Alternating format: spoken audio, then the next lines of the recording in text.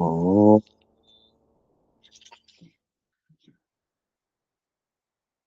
यो गे यो ओम गे तवस्तरम वाजे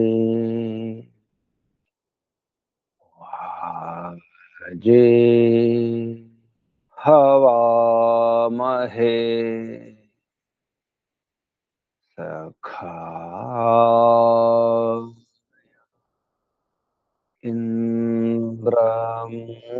इंद्रमूर्तये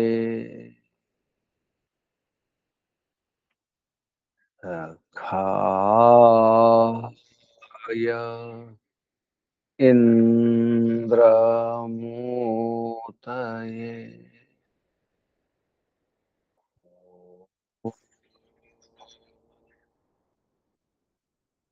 हिरण्मयेन पात्रेण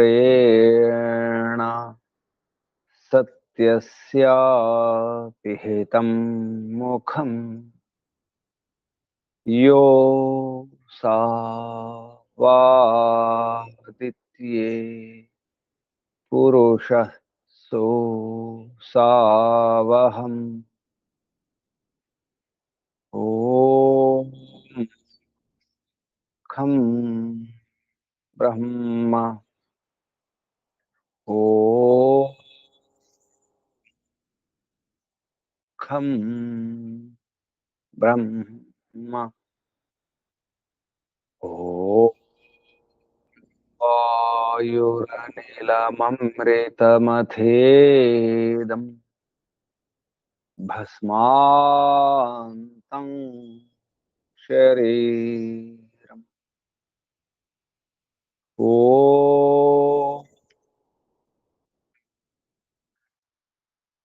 क्रतो स्मर क्लीबे स्मर कृतं स्मर ॐ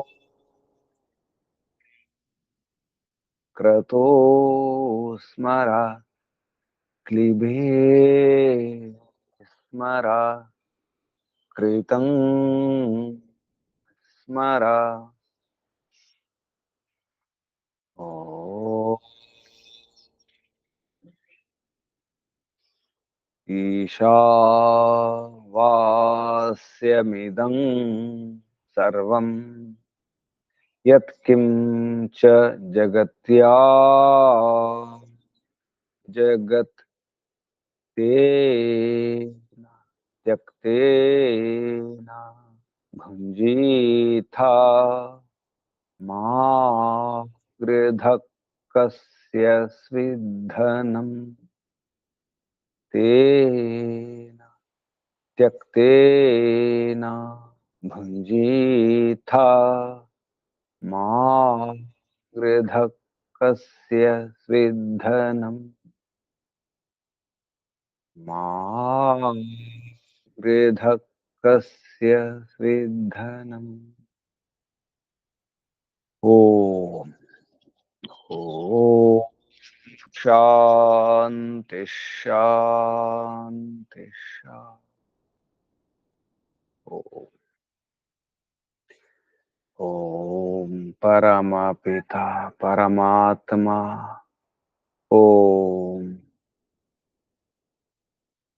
ओम रक्षका ओम सर्वरक्षका ओम सदा रक्षका सर्वदा रक्षका ओम सत्य रक्षका नित्य रक्षका सर्वत्र रक्षका ओम सर्वधा रक्षका सर्वथा रक्षका ओम शाश्वत रक्षका परम रक्षका विश्व रक्षका जगद रक्षका ओम शाश्वत पिता शाश्वत माता सर्व पिता सर्व माता विश्व पिता विश्व माता जगत पिता जगन्माता जगदांबा जगत जननी ఓం విశ్వపతి జగత్పతి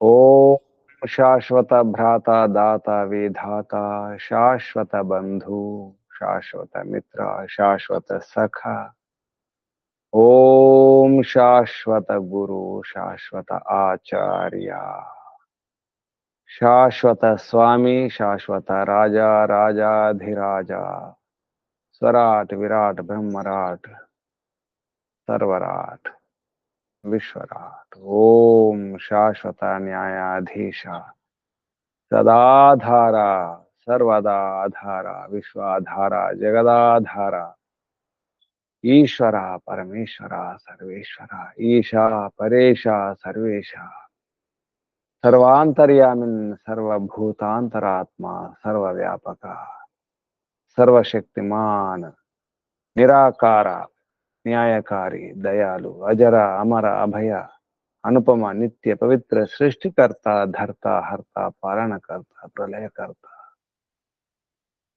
ఓం ప్రభో ఓం విభో ఓం స్వయంభూ ఓం శంభూ ఓం భూ ఓం భువ ఓం స్వహ ఓం భూర్భువ స్వహ ప్రాణదాత ప్రాణపతి ప్రాణేశ్వర ప్రాణప్రదాత ప్రాణాధార జీవనాధార జీవనేశ్వర జన్మదాత సర్వ దుఃఖ వినాశక సకల క్లేశ నాశక సంకటమోచక సమస్త శాంతి నాశక ఓం సచ్చిదానంద స్వరూప అనంత ఆనంద ఘన ఆనందదాత ఆనందకర సుఖకర సుఖదాయక ఆత్మదాయక బలదాయక జ్ఞానదాయక సర్వదాయక హర్షదాయక మోక్షదాయక ఓం ఓం ఓం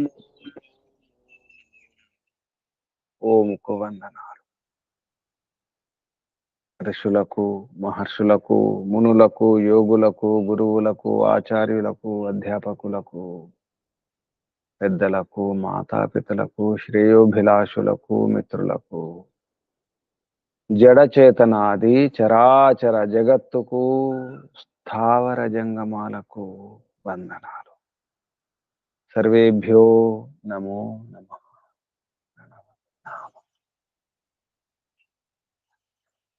ఆత్మ బంధువులారా, శాశ్వత బంధువులారా, ధర్మ బంధువులారా, బ్రహ్మ బంధువులు,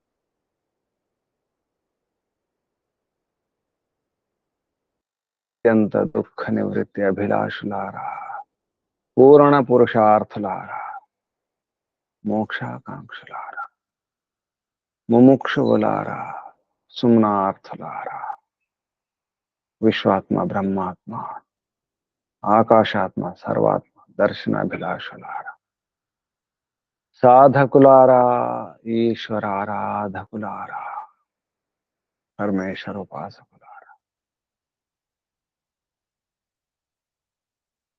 తెలుసుకునే ప్రయత్నం చేస్తున్నాం వస్తువుల గురించి, ప్రపంచం గురించి, సమాజం గురించి. కానీ మన గురించి మనం తెలుసుకోలేకపోతున్నాం. అన్నీ బాగుండాలనుకుంటాం. అంతా శుద్ధంగా ఉండాలి, పవిత్రంగా ఉండాలి, అందరూ బాగుండాలి, అందరూ ధర్మాత్ములై ఉండాలి, అందరూ కూడా మంచివారై ఉండాలి, అందరూ సత్యవాదులై ఉండాలి, అందరికీ మంచి అలవాట్లు ఉండాలి, మంచిగా ఆలోచించాలి.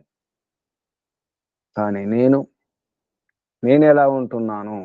అందరు బాగుండాలనుకుంటున్నాను, అందరు ప్రశాంతంగా ఉండాలనుకుంటున్నాను, అందరు శుద్ధంగా ఉండాలనుకుంటున్నాను. మరి నేను ఎలా ఉంటున్నాను? నేను శుద్ధంగా ఉన్నానా?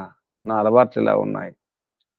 ఇతరుల అలవాట్లు బాగుండాలి, పిల్లల అలవాట్లు బాగుండాలి, పిల్లలు బాగుపడాలి, అందరూ బాగుపడాలి, బంధువులు బాగుండాలి, అందరూ బాగుండాలి, మిత్రులు బాగుండాలి, సమాజం బాగుండాలి, దేశం బాగుండాలి, ప్రపంచం బాగుండాలి, అందరూ ప్రశాంతంగా ఉండాలి.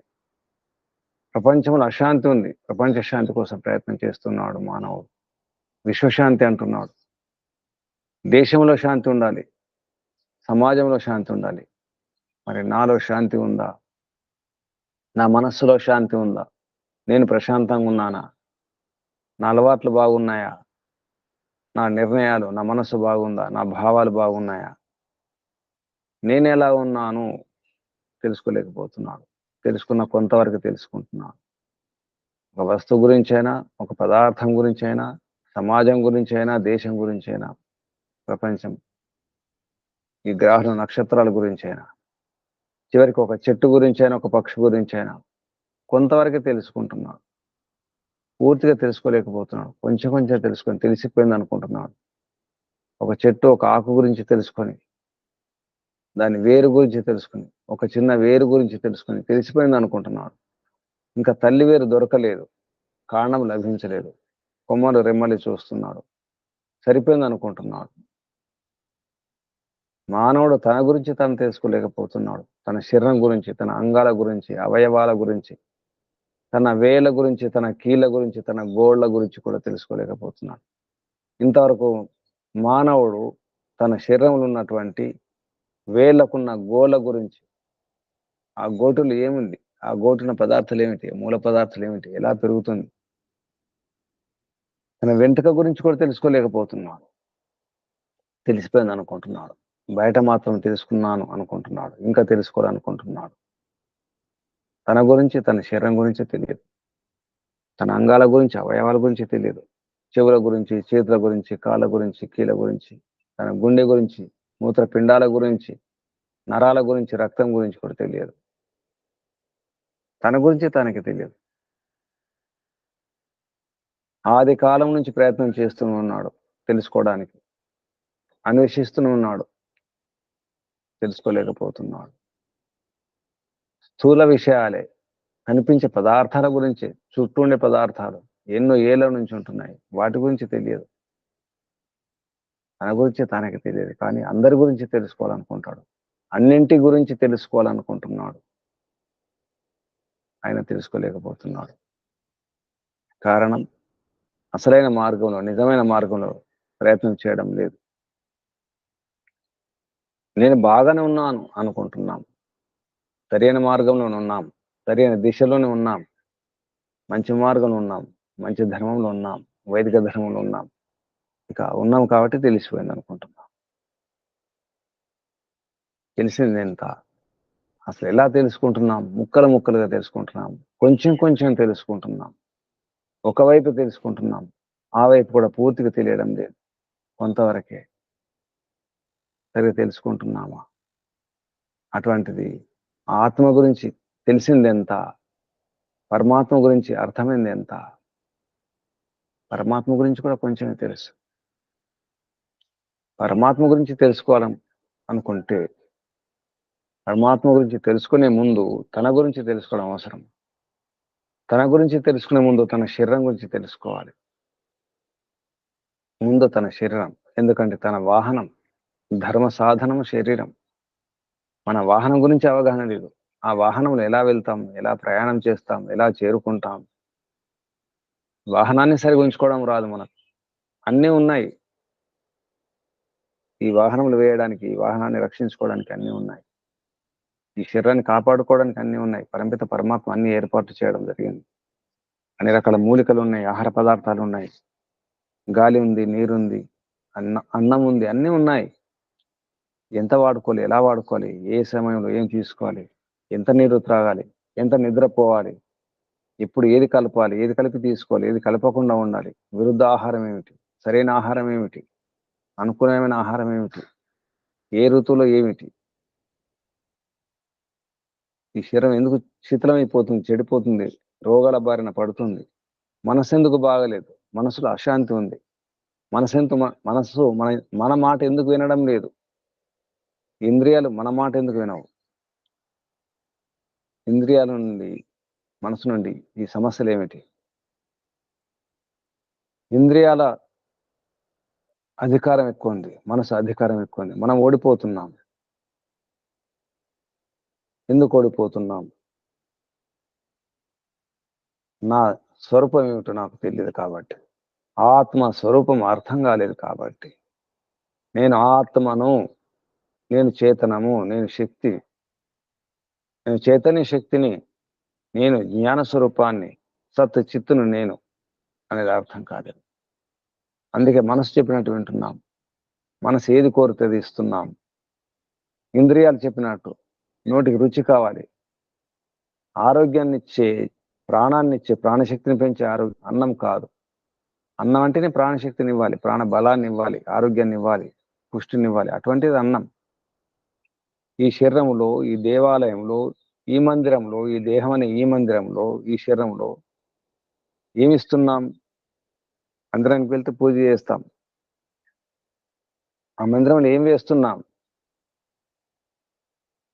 మంచి పదార్థాన్ని ఇస్తాం.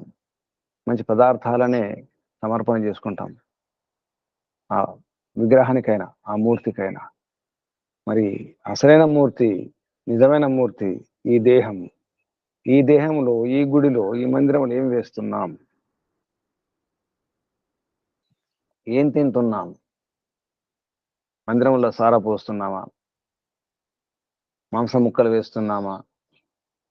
టీలు పోస్తున్నామా? ఏం వేస్తున్నాం? మరి ఈ మందిరంలో అన్ని నింపేస్తున్నాం. ఈ మందిరం పెంట కాదు, పెంటేనేమనిపిస్తుంది. పెంట కంటే హీనంగా చూస్తున్నాం మన పొట్టను. మన పొట్టలో ఏం వేస్తున్నాం? ఏం తింటున్నాం?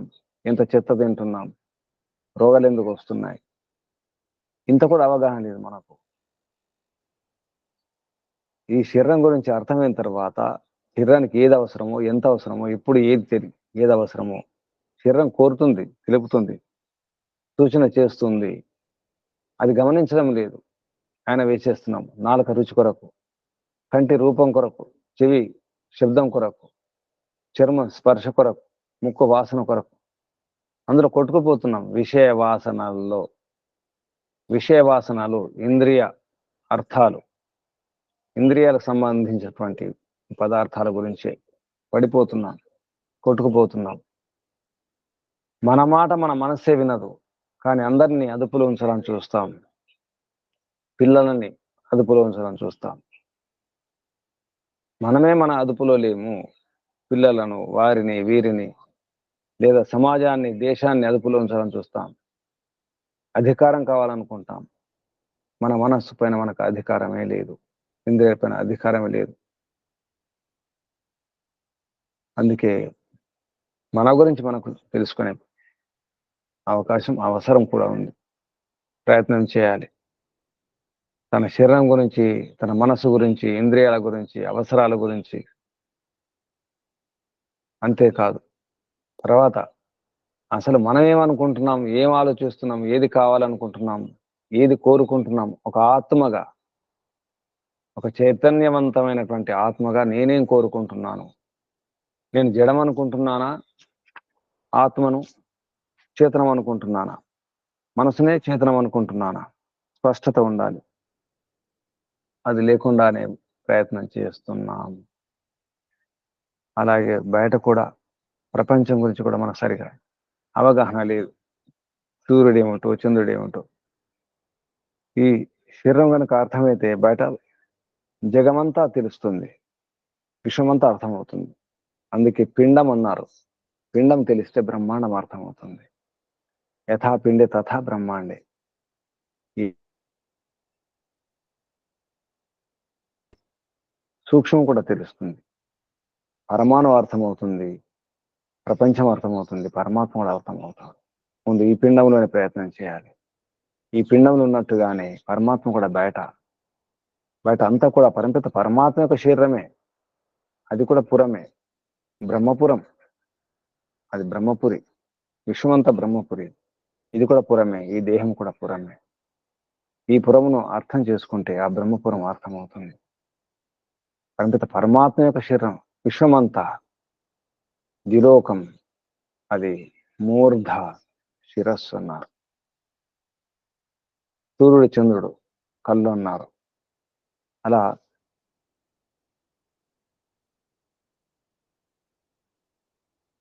ఋగ్వేదాది భాష భూమిని కూడా మొదటి ప్రకరణంలోనే, అధ్యాయంలోనే ఈశ్వర ప్రార్థనా విషయ అనే దాంట్లో ప్రారంభంలో చెప్పడం జరిగింది.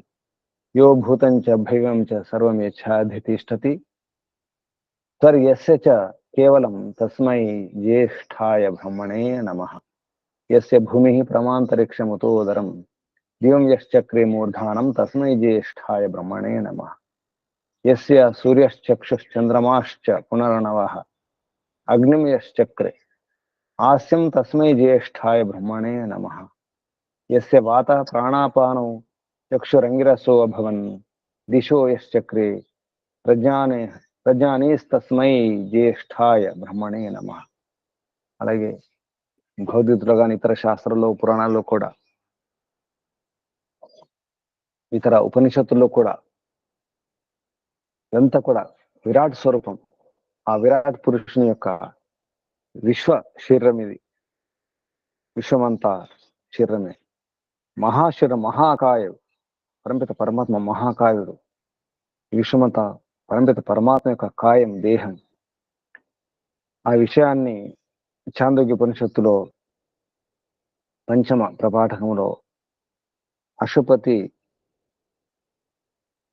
తర్వాత 5 ఉపాసకులు, జిజ్ఞాసులు, తర్వాత ఉద్దాలకుడు 6 వారు దేని ఉపాసిస్తున్నారు అడగడం జరుగుతుంది. మీరు దేని ఉపాసిస్తున్నారు ఇంతవరకు? అప్పుడు వారు ఈ విశ్వం ఉన్నటువంటి ఒక్కొక్క రూపాన్ని పరంపిత పరమాత్మ యొక్క రూపం అనుకుంటున్నారు. పరంపిత పరమాత్మ యొక్క దేహం అనుకొని అందులో ఒకరేమో ద్యులోకాన్ని మూర్ధను, అది మూర్ధ రూపంలో ఉపాసిస్తున్నారు. ప్రాచీన శాలుడు ద్యులోకాన్ని అదే ఈశ్వరుడు అనుకొని ఉపాసన చేయడం జరిగింది. తర్వాత సత్యయుజుడు ప్రాచీన యుగుడు, పెద్దల్లో గొప్పవాడు. వారు ఆదిత్యుని, సూర్యుని పరమాత్మ అనుకొని ఉపాసించడం జరిగింది.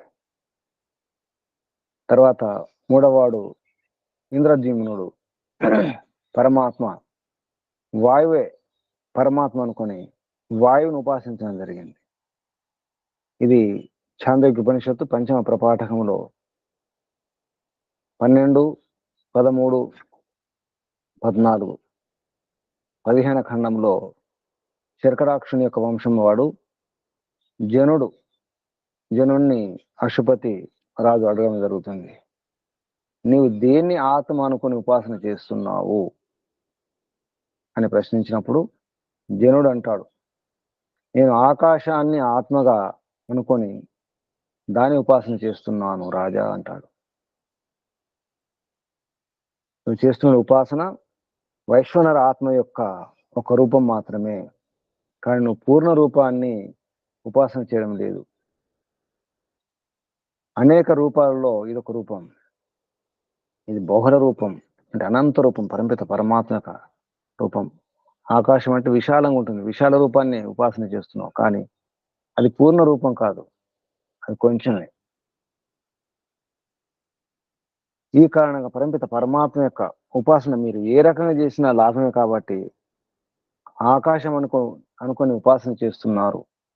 ఏ జనుడా, ఆ ఉపాసకుని పేరు జనుడు, శర్కరాక్ష వంశం వాడు. ఏ జన అని సంబోధిస్తూ, అందువలన నీకు పరంపిత పరమాత్మ యొక్క అనుగ్రహం వలన నీకు అన్నం లభిస్తుంది. ప్రియజనులను ప్రియమైన వస్తువును చూస్తున్నావు అంటే నీకు అనుకూలమైనటువంటి వస్తువులు, భవనాలు కానీ, పదార్థాలు, సౌకర్యాలు, సదుపాయాలు అన్నీ ఉన్నాయి. వైష్ణరాత్మను బహుళ రూపాన్ని ఉపాసన చేస్తున్నావు. ఆ ప్రభు యొక్క ప్రసాదం ఇదంతా. కాబట్టి కడుపునిండా భోజనం చేయగలుగుతున్నావు, ప్రియమైన వస్తువులను చూడగలుగుతున్నావు. మీ కుటుంబంలో ఈ బ్రహ్మ తేజస్సు కనిపిస్తుంది. అంటే వేదాధ్యయనం చేస్తున్నారు అంటాం ఇక్కడ. బ్రహ్మ వర్చస్సు, బ్రహ్మ తేజస్సు అంటే పండితులు ఉన్నారు, విద్వాంసులు ఉన్నారు.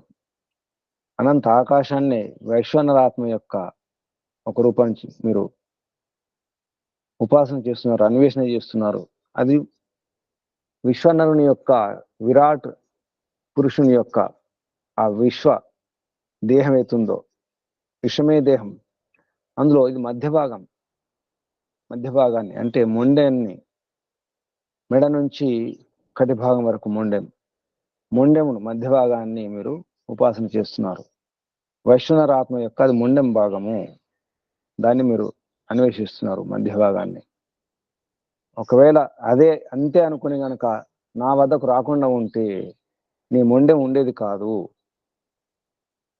మొండెం అనుకున్నావు కాబట్టి నీ మొండెం ఉండేది కాదు, ఆగేది కాదు, నష్టమైపోయేది. నా వద్దకు వచ్చి మంచి పని చేసినారు, అసలు పూర్ణ రూపం ఏంటో తెలుసుకోవడానికి అవకాశం కలిగింది కాబట్టి మంచి పని చేసినారు, తెలుసుకోవడానికి ప్రయత్నం చేస్తున్నారు కాబట్టి ఇంకా అలా ప్రయత్నం చేయండి. అది మొండెం మాత్రమే. శరీరంలో ఎన్నో అవయవాల అంగాలు ఉంటాయి, అన్ని కలిపి శరీరం. అవయవాలతో ఉన్నది అవయవే కాబట్టి అంగాలు మాత్రమే కాదు, అంగాలని కలిపి అర్థం చేసుకోవాలి. పరమపిత పరమాత్మ యొక్క ఒక్కొక్క రూపాన్ని కాదు, కొంచెం కొంచెం కాదు, పూర్తిగా సంపూర్ణంగా అర్థం చేసుకునే ప్రయత్నం చేయాలి. మొత్తం శరీరాన్ని చూడండి, కొంచెం కొంచెం కాదు అని చెప్పడం జరుగుతుంది.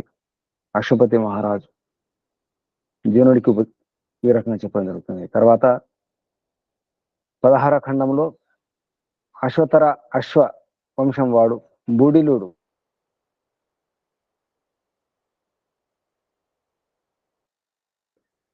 ఉపాసకుని పేరు బూడిలుడు. బూడిలోని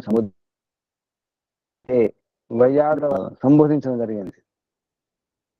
భల్ల వంశం ఇంద్రదుమ్ని యొక్క సంబోధనలో అక్కడ కూడా వైజాగ్ర పద్య అంటే వ్యాఘ్ర పాదం, పులి పాదాలని అర్థం వస్తుంది. నీవు దేన్ని ఆత్మ అనుకొని పరమాత్మ అనుకొని ఉపాసన చేస్తున్నావు అని అశ్వపతి రాజు అడగడం జరుగుతుంది. హే రాజన్, నేను జలమును, నీటిని ఆత్మ అనుకొని ఉపాసన చేస్తున్నాను అంటాడు. అప్పుడు రాజు అంటాడు, హే బుడిలా, నీవు చేస్తున్న ఉపాసన కొంతదే, ఒక రూపాన్ని మాత్రమే, వైశ్వనర ఆత్మ యొక్క ఒక రూపాన్ని ఉపాసన చేస్తున్నావు. కానీ నువ్వు చేస్తున్న ఉపాసన పూర్ణం కాదు, అది పూర్ణ రూపం కాదు. పరమపిత పరమాత్మకు అనేక రూపాలలో ఒక రూపం జలం, దాన్ని రై అంటారు. రై అంటే సంపత్తి అని, ఐశ్వర్యం అని అర్థం. ఈ రకంగా నీవు ఐశ్వర్యాన్ని ఉపాసన చేస్తున్నావు, జలాన్ని ఉపాసన చేస్తున్నావు. జలం అంటే రై, సంపత్తి, ఐశ్వర్యం అని అర్థం వస్తుంది. అందుకే నీకు ఐశ్వర్యం లభించింది. నువ్వు రైమానైనావు, ధనవానైనావు, ధనవంతుడైనావు, సంపత్తిమంతుడైనావు, ఐశ్వర్యవంతుడైనావు. అందుకే నీకు అంతా పుష్టిగా ఉంది. ఎందుకంటే జలం ఉంటే అన్నీ ఉంటాయి. జలం ఉంటే పంటలు పండుతాయి, జలం ఉంటే ధనం వస్తుంది, అన్నీ వస్తాయి. జలం జీవనం. జలం ఉంటే అన్నీ ఉన్నట్టే, నీరుంటే అన్నీ ఉన్నట్టే. నీరే అమృతం, నీరే జీవనం. కాబట్టి నువ్వు నీటిని ఉపాసన చేస్తున్నావు, నీటిని బాగా కాపాడుకుంటున్నావు, వాడుకుంటున్నావు. అందుకే ఆ నీటి ద్వారా లభించే సౌకర్యాలు, లాభాలన్నీ కలుగుతున్నాయి నీకు. అందుకే బాగా అన్నం నీకు ఉంటుంది. పరమపిత పరమాత్మ యొక్క అనుగ్రహం అది కూడా. వైశ్వనర ఆత్మ యొక్క రై రూపాన్ని, ఐశ్వర్య రూపాన్ని ఉపాసన చేస్తున్నావు కాబట్టి ఐశ్వర్యం బాగా ఉంది మీ ఇంట్లో. మీ ఇంట్లో ఆ ప్రభు యొక్క, పరమపిత పరమాత్మ యొక్క ప్రసాద రూపంలో అన్నం లభిస్తుంది, అన్ని లభిస్తున్నాయి. ప్రియమైన వస్తువులు కానీ, ప్రియమైన జనులు కానీ మీ ఇంట్లో ఉన్నారు. మీ కుటుంబంలో బ్రహ్మవర్చస్సు కనిపిస్తుంది. రై రూపము అది జల రూపం, అది వైష్ణవ ఆత్మ యొక్క రూపము, దాన్ని ఉపాసన చేస్తున్నావు.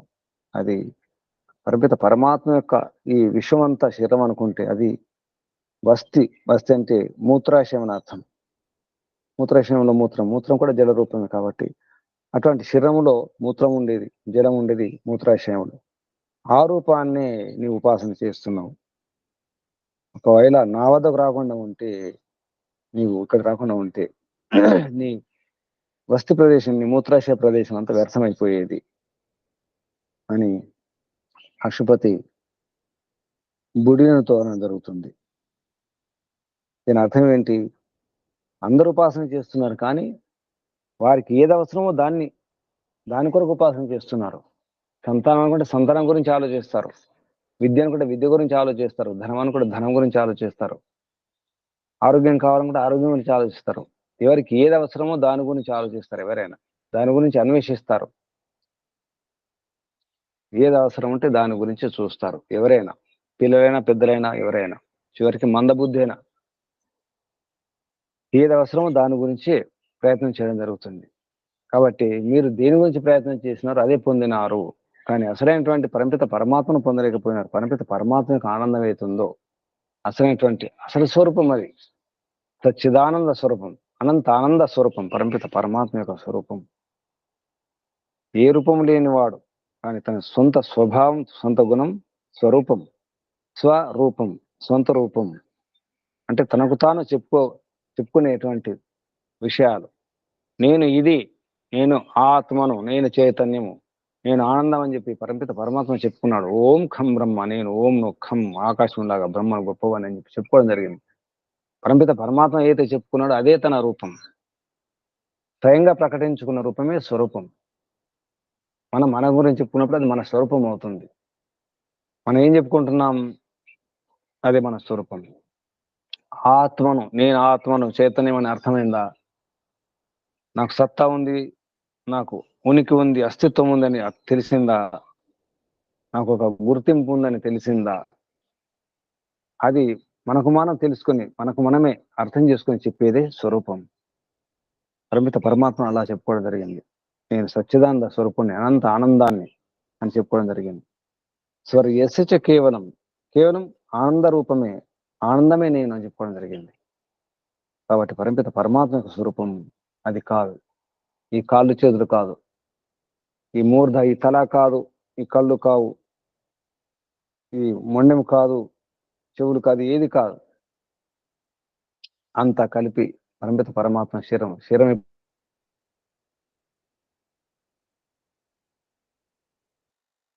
ఇప్పుడు కూడా జడమే, మన శరీరం కూడా జడమే. ఈ శరీరంలో జీవం లేకపోతే ఈ శరీరానికి విలువ లేకపోతే కుళ్ళిపోతుంది, కంపు కొడుతుంది, వాసన వచ్చేస్తుంది, దుర్వాసన వస్తుంది. కాబట్టి ఈ శరీరం సరిగా ఉంది, అందంగా అనిపిస్తుంది, సుందరంగా ఉంది, బాగుంది అనిపిస్తుంది, ఆకర్షిస్తుంది, ఆకర్షింపజేస్తుంది అంటే జీవం ఉన్నప్పుడే. జీవం లేకపోతే ఏ అందం లేదు, ఏ సౌందర్యం లేదు, ఏ ఆకర్షణ లేదు, ఏ వికర్షణ లేదు, ఏది లేదు. అంతా వికర్షణ. దూరం దూరం తొందరగా బయటకు తీసుకెళ్లడమే, కాల్చేయడమే. మరి అటువంటప్పుడు పరిమిత పరమాత్మ యొక్క శరీరం, ఈ విశ్వమంతా, ఈ జగమంతా అది కూడా అంతే, అది జడమే. అందులో గనక, విశ్వంలో గనక ఆ విశ్వనరుడు, విశ్వమానవుడు, విరాట్ పురుషుడు లేకపోతే అది కూడా అంతే, అది వ్యర్థమే. ఈ శవంలాగే, ఈ శవంలాగే పరిమిత పరమాత్మ లేకపోతే అన్ని ఆగిపోతాయి. సూర్యుడు ఆగిపోతాడు, చంద్రుడు ఆగిపోతాడు, అన్ని గతులన్నీ స్థితులన్నీ మారిపోతాయి, ఎక్కడికక్కడ కూలిపోతాయి, పడిపోతాయి, కుళ్ళిపోతాయి, వ్యర్థమైపోతాయి.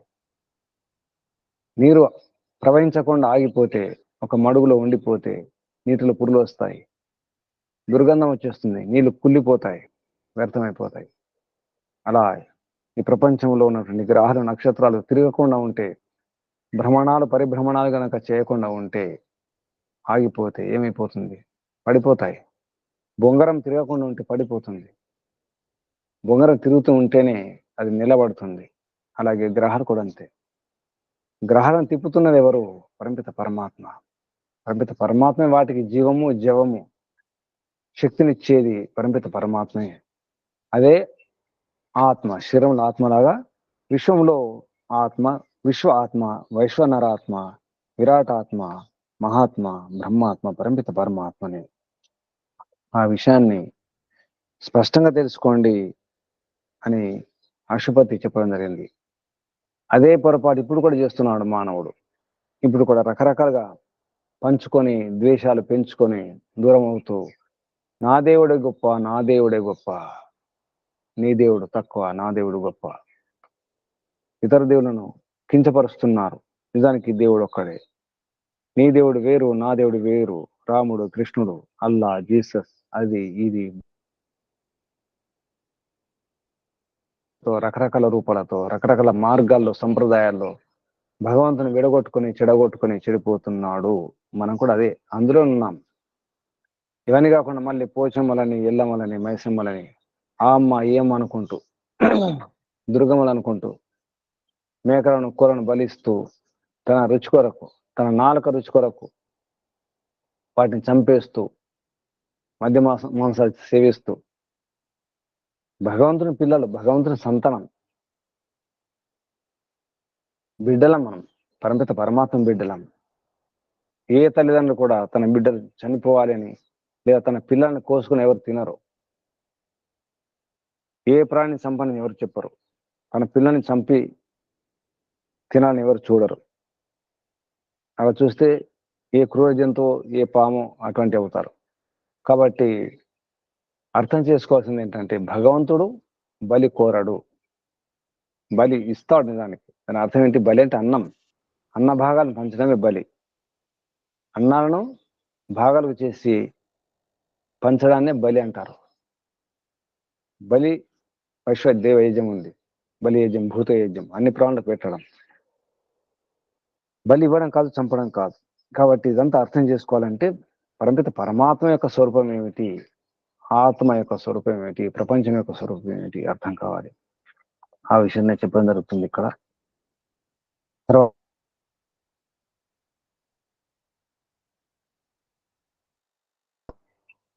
ఇలా వర్ణించడం జరుగుతుంది.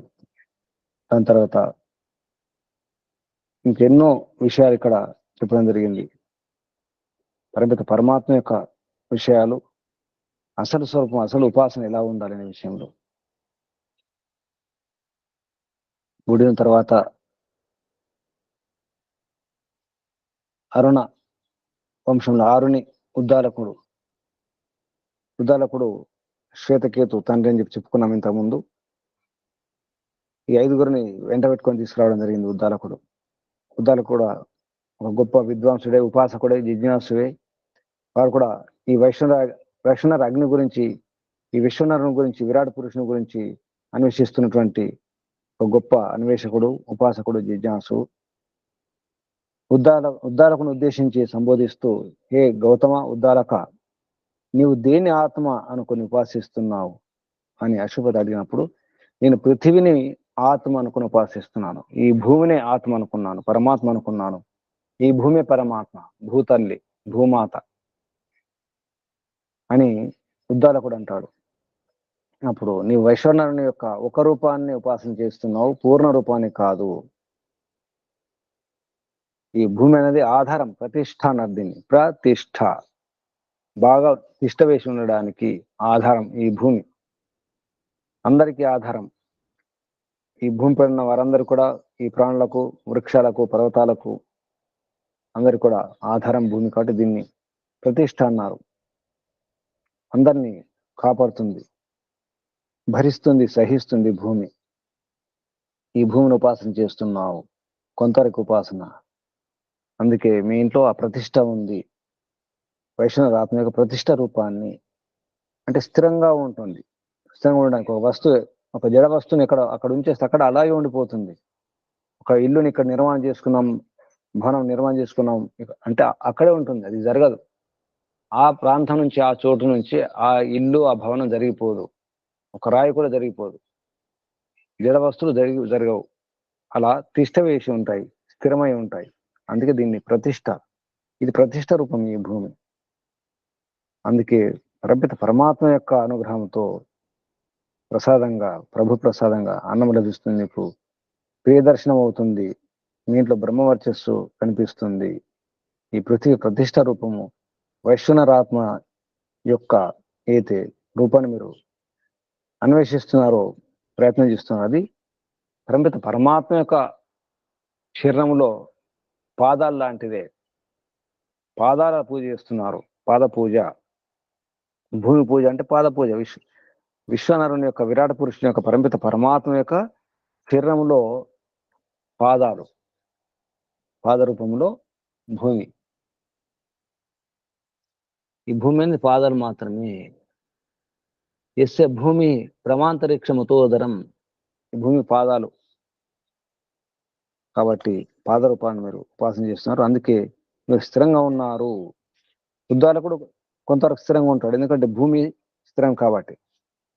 దాని అర్థం ఉద్దాలకుడు స్థిరత్వాన్ని ఉపాసన చేస్తున్నాడు అన్నమాట. మిగతా వారు ఐశ్వర్యాన్ని చేస్తున్నారు, ధనాన్ని ఉపాసన చేస్తున్నారు, అధికారాన్ని ఉపాసన చేస్తున్నారు.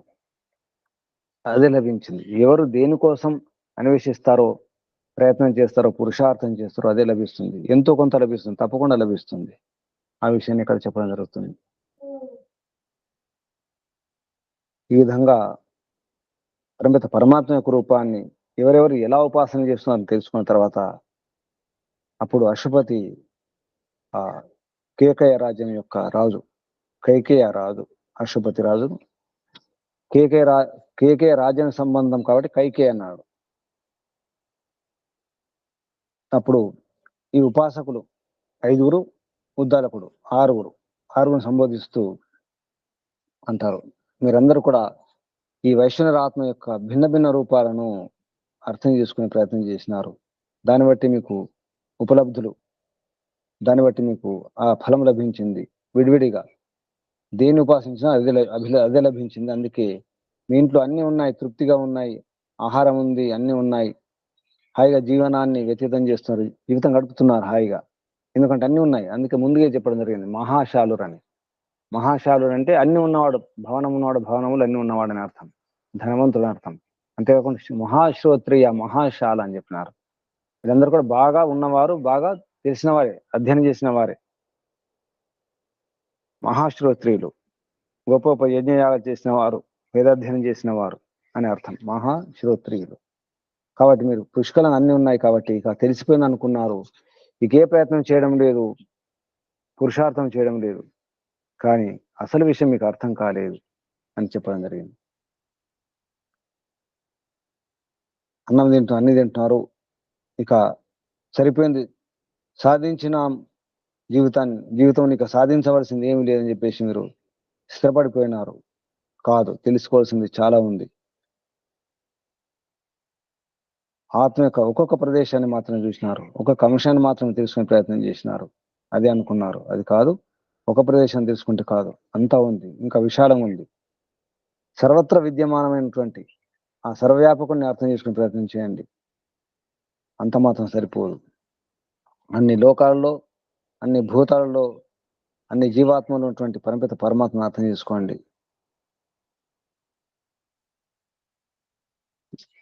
కడుపు నుండి అన్నం తిన్న తర్వాత తృప్తి అనిపిస్తుంది, అలా తృప్తి పడిపోయి ఆగిపోవడం జరుగుతుంది. అది దోషం. తృప్తి పడిపోవడం ఈశ్వరుని విషయంలో, ఆధ్యాత్మికంగా ఈ ధ్యానం విషయంలో, ఈశ్వరోపాసన విషయంలో ఎవరైతే సంతుష్టిగా ఉంటారో అది దోషం అవుతుంది, సంతుష్ట దోషం. అలా మీరు తృప్తిని అనుభవిస్తున్నారు, ఆగిపోయినారు. అది కాదు, ఇంకా ఉంది అని చెప్పడం జరుగుతుంది. 18వ ఖండములో ఛాందోగ్య ఉపనిషత్తు పంచమ ప్రపాఠకము 18వ ఖండం. అందులో అశ్వపతి ఈ విధంగా ఉపదేశం ఇవ్వడం జరుగుతుంది. సర్వత్ర విద్యమానం ఉన్నటువంటి ఆ వైష్ణవరాత్మ యొక్క విరాట్ రూపాన్ని చూడండి.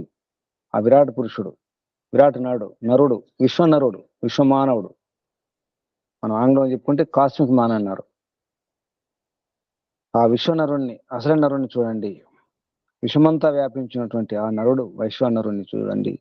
వైష్ణవరాత్మను గమనించండి. విశ్వాత్మ, బ్రహ్మాత్మ, పరమాత్మ, సర్వాత్మ, ఆకాశాత్మ, పరమిత పరమాత్మ అన్ని కలుపుకొని చూడండి. ఇప్పుడు ఎవరెవరు ఏ రూపంలో ఉపాసన చేసినారో మీరందరూ కలిసి ఒక చోట చేరి ఎవరెవరు ఏమి తెలుసుకున్నారో చెప్పుకున్నప్పుడు అది పూర్ణమవుతుంది. ఒకరు మూర్ధ అన్నారు, ఒకరు ఆదిత్య రూపం అన్నారు. మూర్ధ అంటే ద్విలోకం మూర్ధ, ఒకరేమో ఆదిత్యుడు, తేజమయ రూపం ద్విలోకం, విశ్వరూపం ఆదిత్యుడు, అది కళ్ళు, సూర్యుని కళ్ళుగా.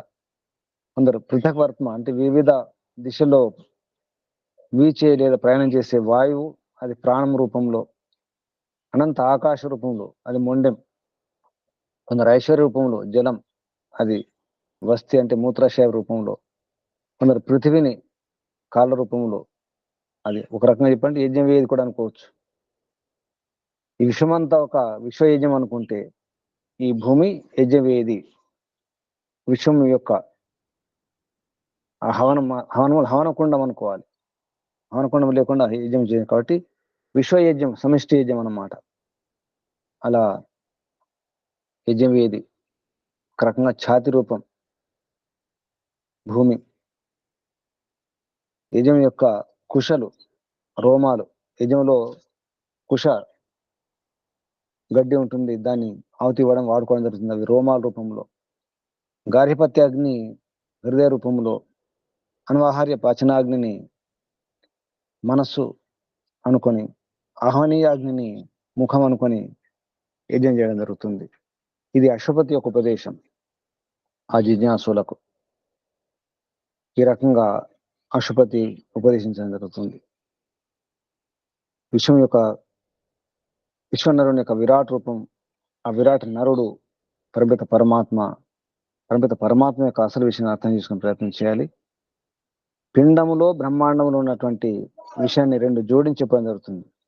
పిండము బ్రహ్మాండం, నరుడు విశ్వనరుడు. ఈ నరుడు, ఈ జీవుడు, ఈ దేహంలో నరుడు అంటకుండా ఉండేవాడు, రమించకుండా ఉండేవాడు, కొట్టుకుపోకుండా ఉండేవాడు. ఇది అంటకుండా ఉండాలి, అక్కడే ఉండాలి. బురదలో ఉన్నప్పుడు కూడా తామరాకు ఏది అంటుకోదు, అలా అక్కడే ఉండి కూడా అంటుకోకుండా ఉండే ప్రయత్నం చేయాలి. అప్పుడు నరుడు అంటాం. నారి అన్న నరుడు అని ఒక అర్థం. అంటకుండా ఉండే ప్రయత్నం చేయాలి. ఏ దుర్వ్యసనాలకు దురలవాట్లకు లోను కాకుండా కొట్టుకుపోకుండా ఉండే వాళ్ళు ఉండరు. అలాగే పరిమిత పరమాత్మ కూడా విశ్వనరుడు.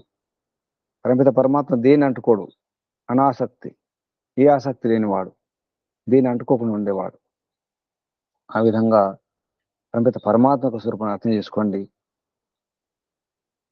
ఉపాసకుడు ఏ విధంగా భోజనం చేస్తాడో, యజ్ఞం ఆవతిస్తాడో, ఆ విషయాన్ని కూడా మళ్ళీ ఇక్కడ చెప్పడం జరుగుతుంది. భోజనం చేసేటప్పుడు ఎలా భోజనం చేయాలో, ఇక్కడ విషయాన్ని, రహస్యాన్ని, ఈ పిండం యొక్క రహస్యాన్ని జోడించి అర్థం చేసుకున్నప్పుడు అప్పుడు కొంతవరకు తెలుస్తుంది. పరిమిత పరమాత్మ యొక్క మహిమను అర్థం చేసుకోవాలి. ముందు పరిమిత పరమాత్మ యొక్క గుణకర్మ స్వభావాన్ని అర్థం చేసుకుని అప్పుడు ఉపాసన చేస్తే అర్థమవుతుంది. లేకపోతే కొట్టుకుపోవాల్సి వస్తుంది. జరిగిన పొరపాటు అది మధ్యకాలంలో ఎప్పుడైనా మూలంలోనే పొరపాటు జరిగింది, మూలంలోనే దోషం. ఆ మూలంలో దోషం దూరం చేసుకున్నప్పుడు ఉపాసన సరిగా సాగుతుంది. లేకపోతే అందరిలా కొట్టుకుపోతాం. మనదొక మతం అవుతుంది, మనదొక సంప్రదాయం అవుతుంది, మనదొక మార్గం అవుతుంది. అప్పుడు నా ఉపాసనే గొప్ప, నేను చేస్తున్న ఈ మార్గం గొప్పది, నా దేవుడు గొప్ప, లేదా నా పూజ గొప్ప, నా భక్తి గొప్ప, నా వ్రతమే గొప్ప, నా దీక్ష గొప్ప. రకరకాల వ్రతాలు, దీక్షలు ఉన్నాయి. ఎవరి దీక్ష వారికి గొప్ప అనుకుంటున్నారు. అన్ని దీక్షల యొక్క అర్థం ఏమిటి, అసలు దీక్ష అంటే ఏమిటి, వ్రతం అంటే ఏమిటి, ఈ నోములు ఏమిటి, ఈ పూజలు ఏమిటి తెలియకుండానే నా పూజ గొప్ప, నీ పూజ గొప్ప, నా ఉపాసన గొప్ప, నీ ఉపాసన గొప్ప, నా జపమే గొప్ప. ఒకరు ఓం నమ శివాయ అంటారు, ఒకరు నమో నారాయణ అంటారు, ఓం నమో భగవతి వాసుదేవాయ అంటారు, నమో గణేశాయ అంటారు. ఇలా రకరకాలుగా ఉపాసన చేస్తూ కొందరు స్త్రీ రూపంలో, కొందరు పురుషుని రూపంలో, కొందరు నపుంసక రూపంలో, కొందరు ఈ అంగాల రూపంలో ఉపాసన చేస్తూ ఎవరికి వారే గొప్ప అనుకుంటున్నారు. నేనే సరైన మార్గంలో ఉన్నాను అనుకుంటున్నారు. అందరు కలిపి చూస్తే అప్పుడు పూర్ణమవుతుంది. అశుపతి చేసినటువంటి ప్రయత్నం అది. అందరు కలిపి ఒక దగ్గర కూర్చుని ఎవరెవరు ఏదనుకుంటున్నారో అన్ని కలుపుకోండి, సమగ్రం చేసుకోండి, సమన్వయం చేసుకోండి. సమన్వయం చేసుకున్నప్పుడు అర్థమవుతుంది. అందరూ అన్ని పనులు చేయగలరు. మన శరీరంలో అంగాలు అన్ని అవే పని చేయవు. కాళ్ళు చేసే పని చేతులు చేయలేవు, చేతులు చేసే పని కాళ్ళు చేయలేవు. కళ్ళ పని వేరు, చెవుల పని వేరు, నోటి పని వేరు, ముక్కు పని వేరు, చర్మం పని వేరు, గుండె పని వేరు, మూత్రపిండాల పని వేరు. ఆయా అంగాల యొక్క ఆయా పనులు ఉంటాయి. కాబట్టి భగవంతుని యొక్క వ్యవస్థ అన్ని కలిపి సమగ్రంగా తీసుకునే ప్రయత్నం చేయాలి. సమన్వయం చేసుకున్నప్పుడు అర్థమవుతుంది. నేనే గొప్ప అనుకుంటే కుదరదు. కాళ్ళే గొప్ప, చేతులే గొప్ప, కన్నే గొప్ప, చెవే గొప్ప అంటే కాదు, కుదరదు. సమగ్రంగా కాదు, అన్ని కలుపుకోవాలి. శరీరం అంటేనే అన్ని కలిపి, అన్ని అవయవాల అంగాలన్నీ కలిపి శరీరం. అందులో జీవం ఉండాలి, జీవాత్మ ఉండాలి. ఈ విధంగా ఈశ్వరోపాసనలో చేస్తున్న పొరపాట్లు ఏమిటో, దోషం ఏమిటో తెలుసుకోకుండా సందేహాలు ఉంచుకొని అలాగే ఉపాసన చేస్తుంటే నష్టం ఏమిటో కూడా హెచ్చరించడం జరిగింది. మీరు నా వద్దకు రాకుండా ఉంటే ఏం జరిగేదో కూడా హెచ్చరించడం జరిగింది, స్పష్టం చేయడం జరిగింది. అశుపతి రాజు ఆ రాజ్యంలో ముందు చెప్పడం, ఎటువంటి రాజ్యం కూడా చెప్పడం జరిగింది. అశుపతి యొక్క రాజ్యం ఎలా ఉండేదో కూడా చెప్పడం జరిగింది.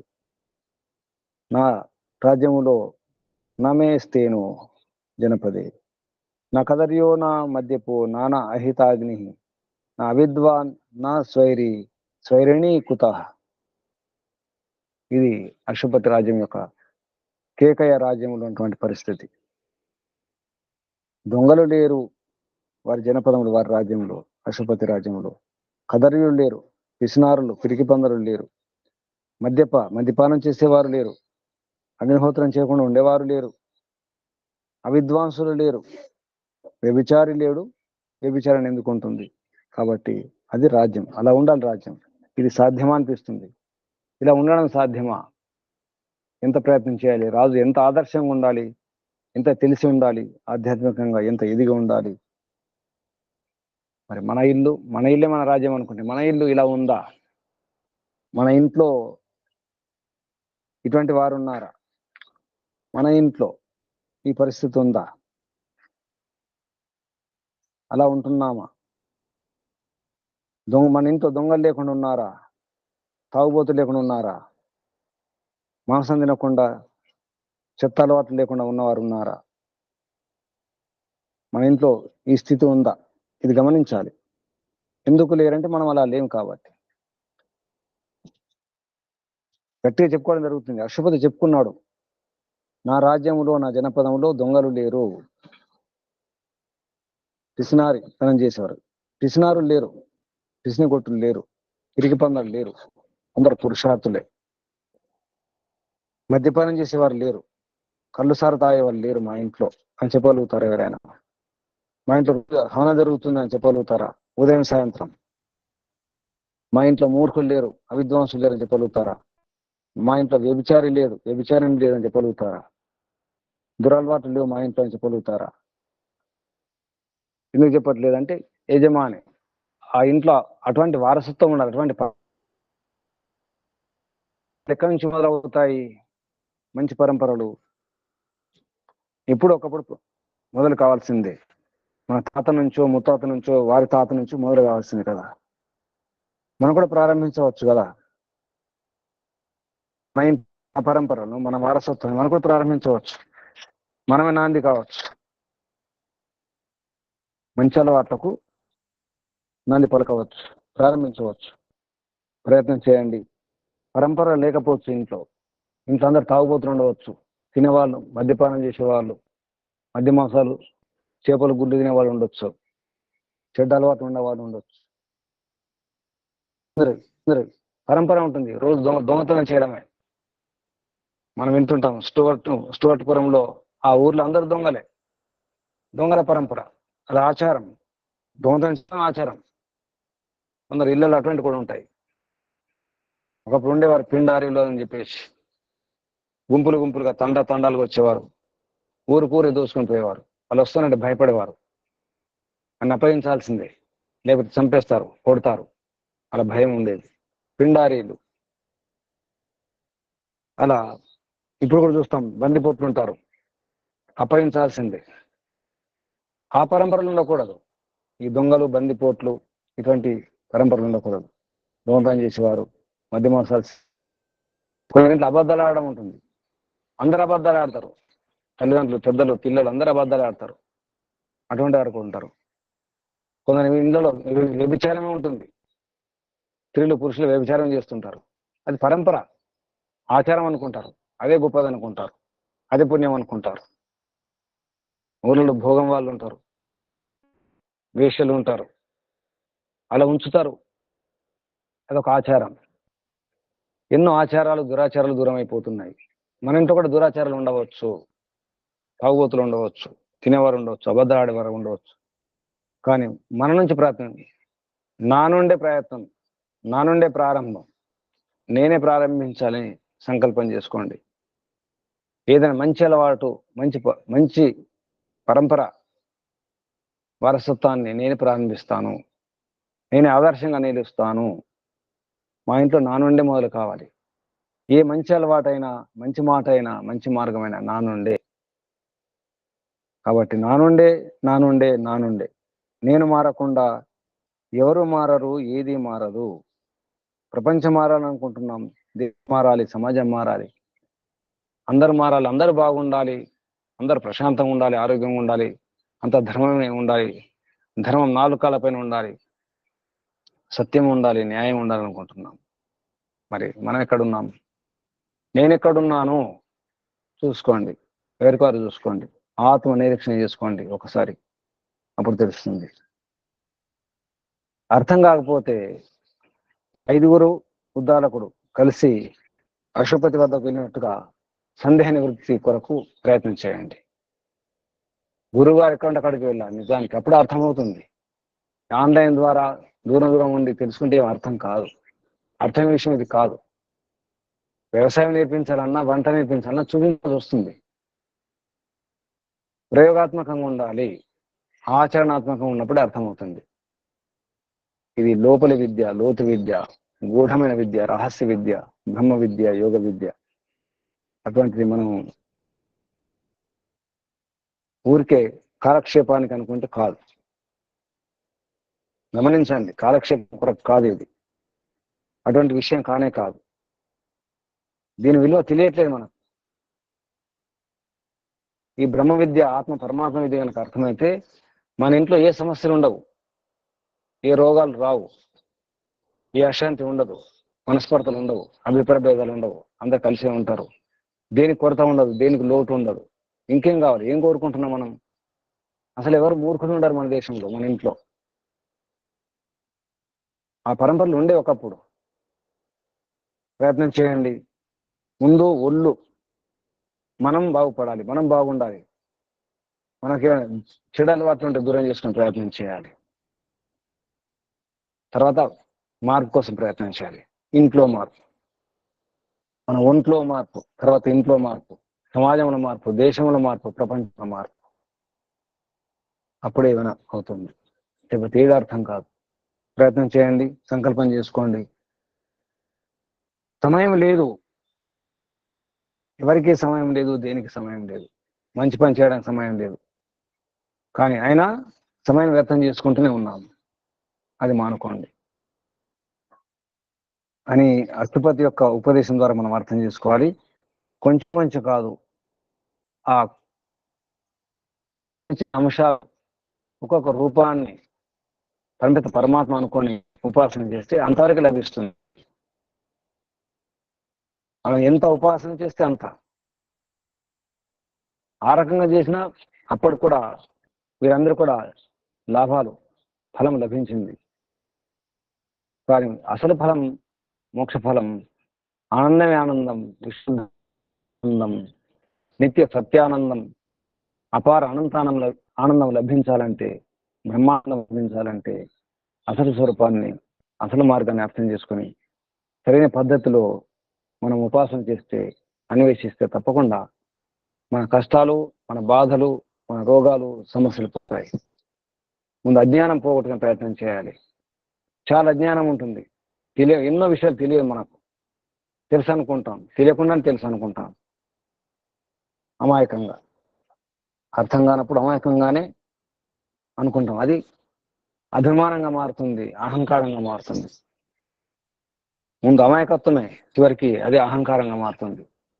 అమాయకత్వం చివరికి అర్థం కాకుండా మనకు అహంకారం పెరిగిపోయి, గర్వం పెరిగిపోయి ఎవరిని లెక్క చేయం, ఎందుకంటే తెలిసిపోయింది అనుకుంటాం. కాబట్టి వ్యతిరేక దిశలో వెళ్తూ, వంకర మార్గంలో వెళ్తూ మనమే సక్రమంగా ఉన్నాం అనుకుంటాం, సరైన దిశలో ఉన్నాం అనుకుంటాం. జరుగుతున్నది అదే, అందరూ అలాగే అనుకుంటున్నారు. గురువులు కావచ్చు, మహాత్ములు కావచ్చు, వక్ర మార్గం నుండి సరైన అవగాహన లేకుండా వారి మార్గమే, వారి సంప్రదాయమే, వారి పంథాయే సరైనది అనుకుంటున్నారు. ఓం నమ శివాయ అని కొందరంటే, ఓం నమో నారాయణ కొందరంటారు. ఈ నారాయణాయ అనే వారికి, ఓం నమ శివాయ అనే వారికి పడదు. వైరు, ఇద్దరి మధ్య తగాదాలు, వివాదాలు, యుద్ధాలు జరిగినాయి. శైవులకు, వైష్ణవులకు, అలాగే ఇతర మతాలకు ఇప్పుడు కూడా జరుగుతుంది. అది ముస్లింలని, క్రైస్తవులని, హిందువులని, అదని ఇదని, సిక్కులని, ఇంకా గొడవలే. నా మతం కోసం నాకు దేశం కావాలి. ఇప్పుడు సిక్కులు కూడా అడుగుతున్నారు, సిక్కులకు వేరే దేశం కావాలి. అంత తీవ్రవాదులు, ఉగ్రవాదులు జైళ్ళ నుండి గెలుస్తున్నారు, ఉగ్రవాద తీవ్రవాదులు గెలుస్తున్నారు, మంచివారు ఓడిపోతున్నారు, దేశభక్తులు ఓడిపోతున్నారు, దేశద్రోహులు గెలుస్తున్నారు. కారణం ఏమిటి? ఆలోచించాలి. అవగాహన లేక, ముఖ్యంగా వైదిక మార్గం ఉన్న వారు సరిగా అర్థం చేసుకోలేక, కలిసి ఉండలేకపోవడం వలన వైదిక మార్గం ఉన్న వారు కలిసి లేరు. అందులో మళ్ళీ హిందువులు అది విడిగా మళ్ళీ ఇంకా ముందు వైదికులు నిజానికి వైదిక వైదిక వారు కలిసి ఉండడం లేదు. కారణం సరి అవగాహన లేక రకరకాల అంగాలతో పూజించడం వలన భగవంతుని విడగొట్టుకొని విడివిడిగా ఉపాసన చేయడం వలన రకరకాల పూజల పేర్లతో భక్తి పేరుతో వ్రతాల దీక్షల పేర్లతో పంథాల మార్గాల పేర్లతో సంప్రదాయం పేరుతో విడిపోతున్నారు, ఇంకా విడిపోతున్నారు. కలిసి ఉండకపోతే అంత్యగతి, ఆగతే, అధోగతే. జరుగుతుంది ఏమిటి? వారు గెలుస్తున్నారు, దేశద్రోహులు గెలుస్తున్నారు, దేశభక్తులు ఓడిపోతున్నారు. కారణం మనమే. ఆ కారణం నేనే అనుకోవాలి.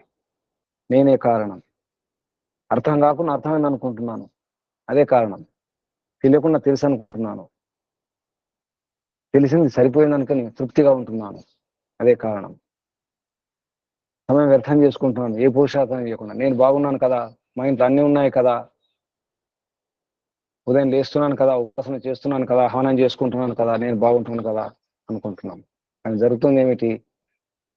అది గమనించట్లేదు. అందుకే కలవాలి. పశుపతి వద్దకు కలిసి వెళ్ళినారు.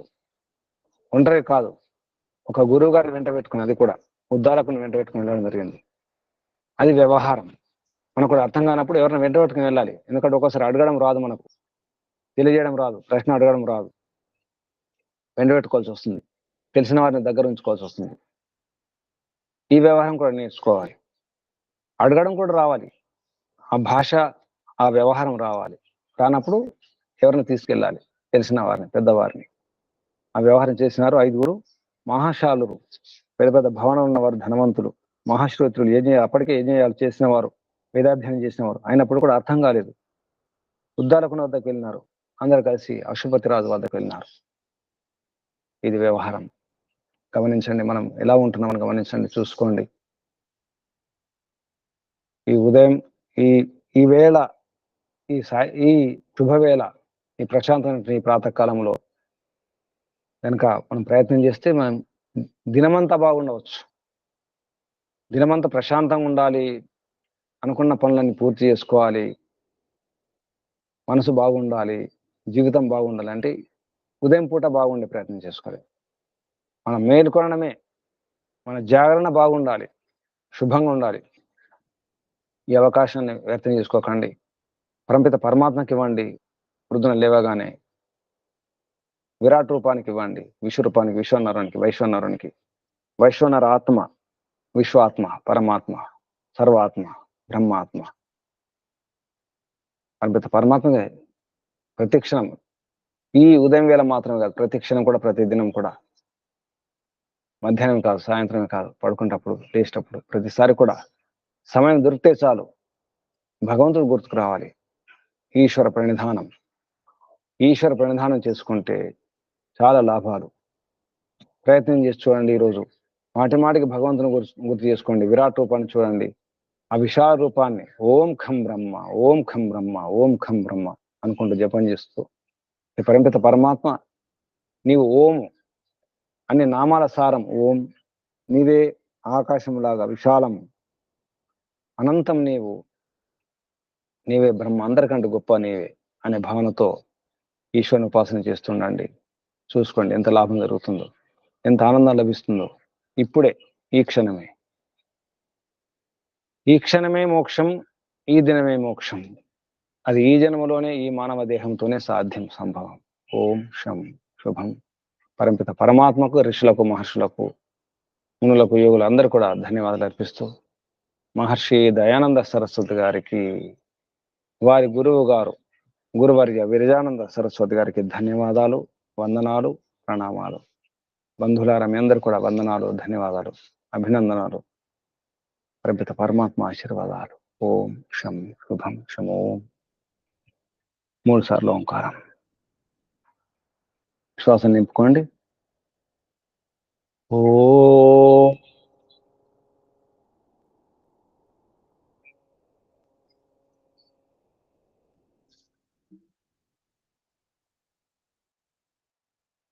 ఓ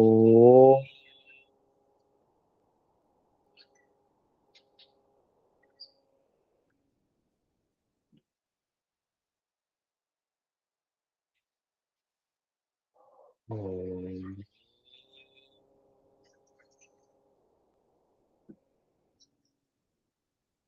శాంతి శాంతి శాంతి పాఠం ఓం.